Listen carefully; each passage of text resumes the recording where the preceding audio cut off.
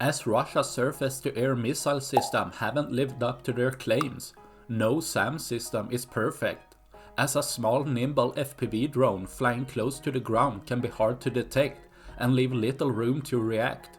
It however doesn't look good when one of Russia's most hyped SAM system, the Tor-M1, has a much larger multi-rotor drone flying in and staying stationary over the system and starts dropping one warhead after another. As the warheads looks like the dual-purpose high-explosive grenades, these will penetrate into the system and destroy the electronics, while destroying the radar on the outside.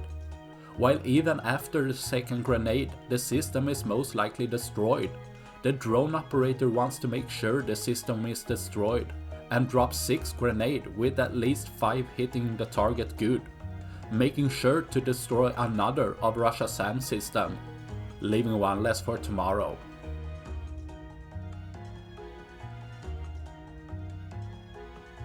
That's all I had for this video. Please like and subscribe for more. Thanks for watching. Bye.